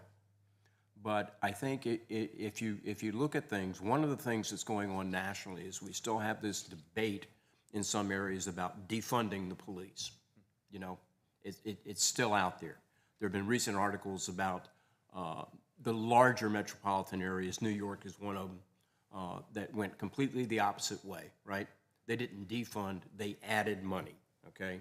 And what does that say to potential recruits? It's very important. So my suggestion is, and I think it would work very, very well, is while all of your police officers are doing these and keep it up, what I would like to see is videos featuring city council members or city manager or city attorney or other senior staff talking about, we support you. It's not a matter of you guys just getting out there and telling how great it is to work here. I think if I was a recruit, one of the things I'd want to know is, how does your municipality really feel about me? Are they going to stand with me when the time comes? And I think that type of video would be very, very impactful. And not to put him on the spot,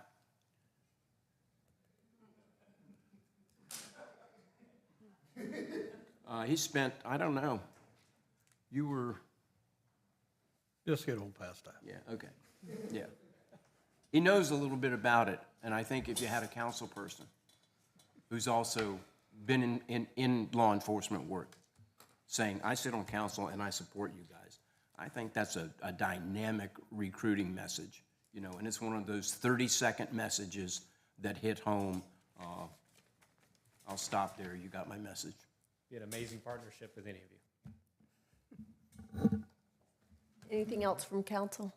Josh, you want to add something? Just a couple things, and I think bringing an outside perspective maybe to this issue might help just a little bit. If you look at the city of Myrtle Beach, approximately 38,000 people. And if you look nationwide, staffing for law enforcement is about 2.4 officers per 1,000 people. So if you did the math, it's around about 90 officers that the city of Myrtle Beach would need if it was a regular city, if you will. So I think when we look at this recruiting challenge, if you're recruiting for 90 cops locally, it would be a lot easier. But I think it's exacerbated here because you look at the population that we have. We have an aging population, a retired population that most of them, frankly, don't want to go into law enforcement at 50 or 60 years old. Not to say there's not exceptions, but as a general rule, that's the case. And so when you start looking at the pool of candidates locally, when you're trying to staff 250, 260 cops, you're already behind the 8 ball and already have that challenge. And so then you have to start going and looking out. And as somebody that moved here from, the 4th largest city in the country, we had our own recruiting challenges there. And we would send, when I was police chief, we would send people all across the state of Texas to recruit. And after a while, we started to realize we really were wasting our money because most of our people came from our backyard, the greater Houston area. People weren't willing to move. And so when you start to look at this, that's the challenge, I think, is trying to get people to move. It's one thing to recruit to New York, but it's another thing to pack up everything and move down here. And to be quite frank, most of the people that come into law enforcement in their early 20s, oftentimes are single or they've just gotten married. And it's not just the police department, it's the fire department too, we see quite a bit where they move down here 21, 22, they end up settling down, getting married, start to have kids, and then they look around and go, we don't have parents here to help us with the kids. And so there's a lot of challenges where we invest all of this money and time into them, and 2, 3, 4, 5 years down the road, they're like, this was a great run, but I'm going back to wherever I came from so that I have the support system. And so it's easy to say, hey, we'll just get people to move here, but as somebody that packed up and moved, across the country, that's a big step for a lot of people to take. And so that's one of those things that, as we hear it, the other thing I'm going to tell you is I thought we were busy in the Houston area. This police department and the fire department that's not here, they hands down work harder than anybody else that I know, just with all the special events, CCMF, all of those things. And there's a quote that's in here, if I can get back to it, that I think is really important and that is often overlooked. I'm not saying salary, benefits, and all that isn't important, but if you look at the second quote up there, that says a lot. Many of us up here are a different generation, right? It was work, and then what was left over was family and the other side of things.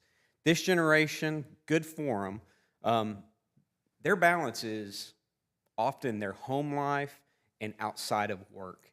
And so when you're working 12 hours a day, 6 days a week for CCMF, Memorial Day, summertime, all of these things, men and women will take a little bit less money to do a little bit less work and to have that home life balance. And so I say all of this to just say there are a lot of unique challenges that the city of Myrtle Beach has on a public safety recruiting thing. It's not just do this, do that.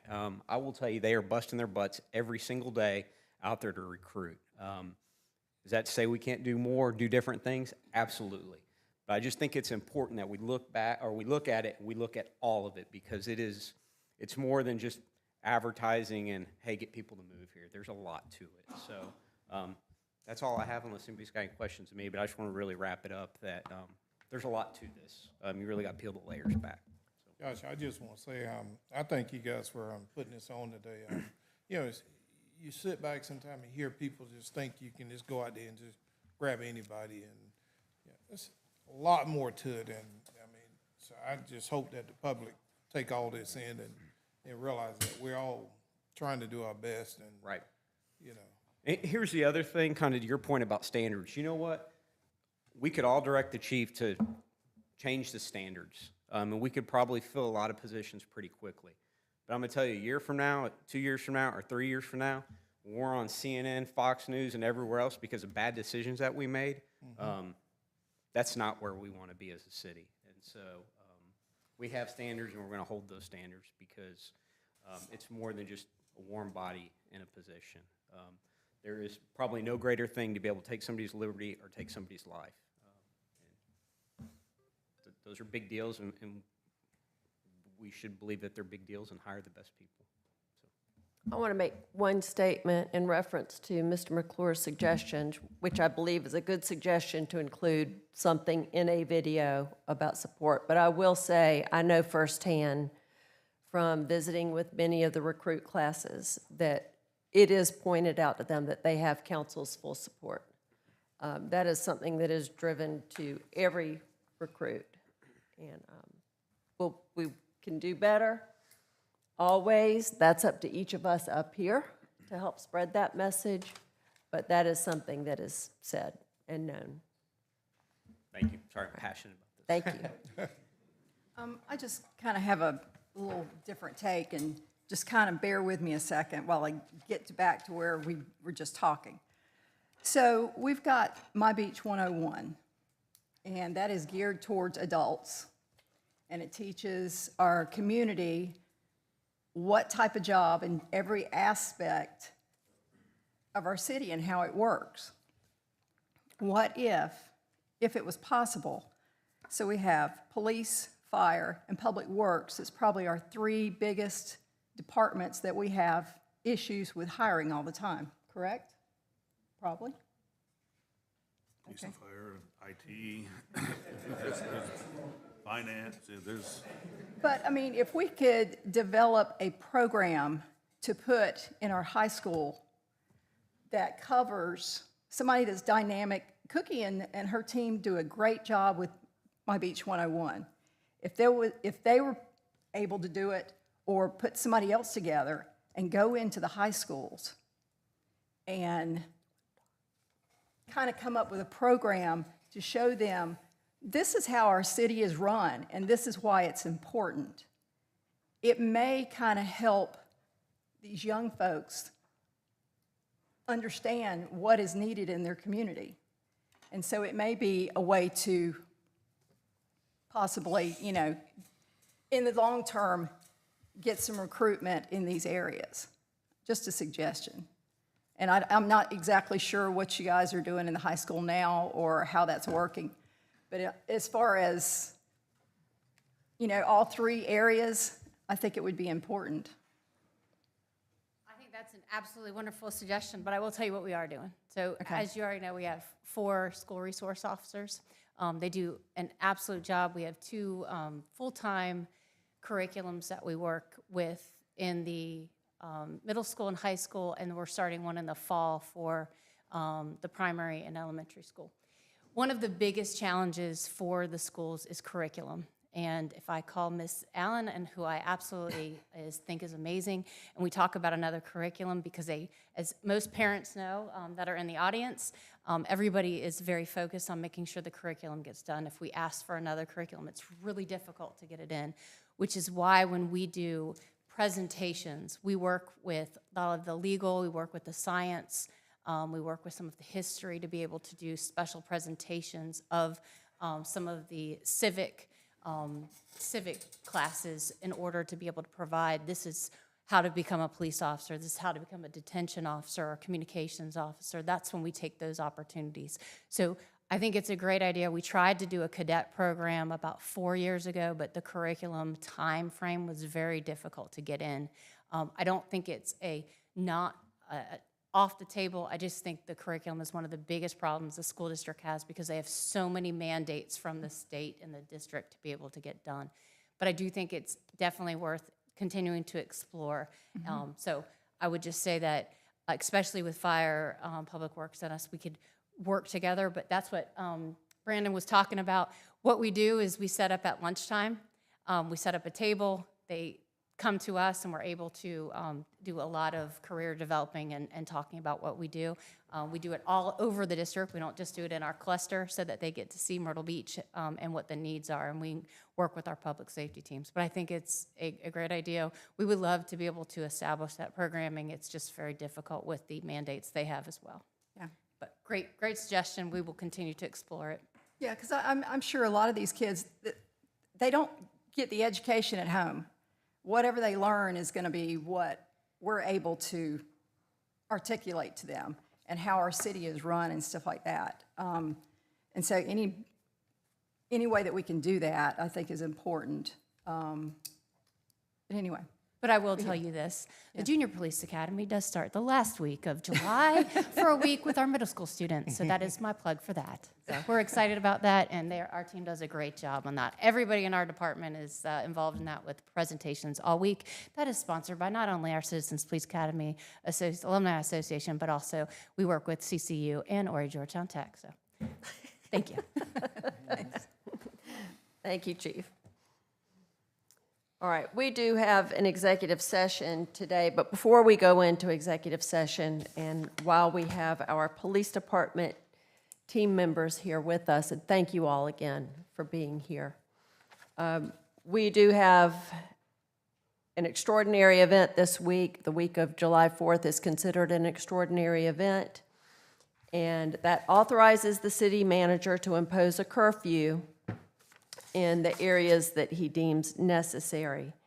That curfew is now in place from 10 p.m. until 6 a.m. for anyone 17 years and younger. We have, not just in the city of Myrtle Beach, but in our neighboring cities and towns, in our county, in our state, in our nation, we have problems with youth violence, increasing problems with youth violence, and this is a societal issue. We have over 271 cities and towns across South Carolina. We are not the only ones dealing with this issue.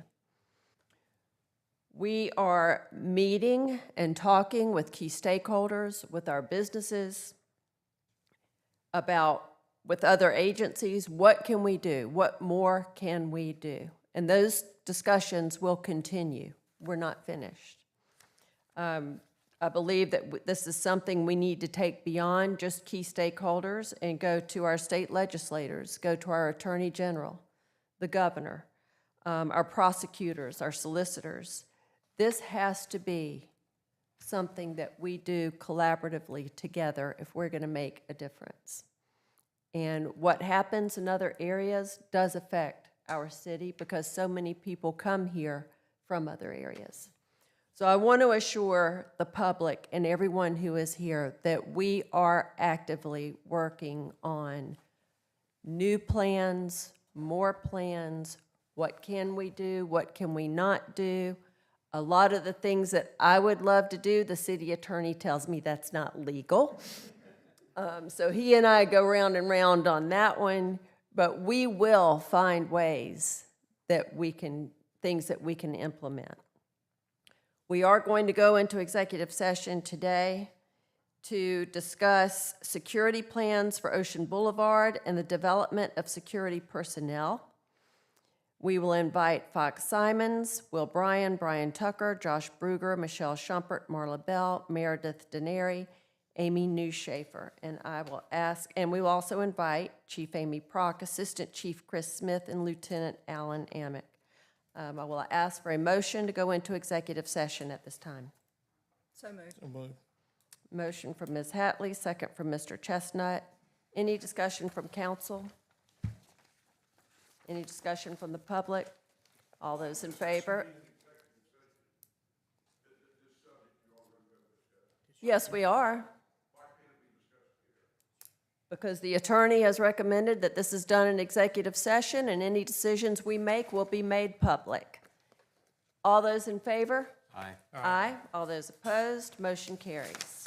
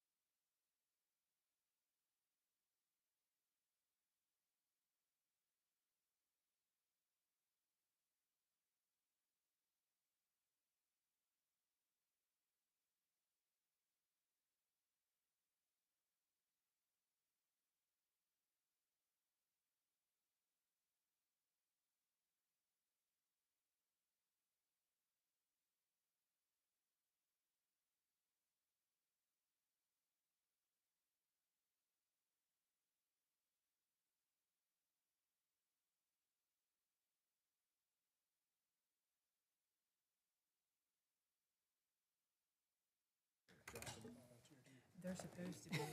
But they're so One minute, old. one second. Every time I come and sit in this thing, it seems to keep shrinking down. What do you want me to do? Never mind, go ahead. I'll talk to you after we get through. Could I please have a motion to come out of executive session? So moved. Second. Motion from Mr. McClure, second from Ms. Hatley. Any discussion from council? All those in favor? Aye. Aye. All those opposed, motion carries. As we go through the rest of this week, if we would just continue to lift up Dr. Connor and her family in our thoughts and prayers, and we will send something on behalf of this council to her family. All right, we'll see everybody at our meeting on Tuesday. Thank you. Chief, can I see you a second?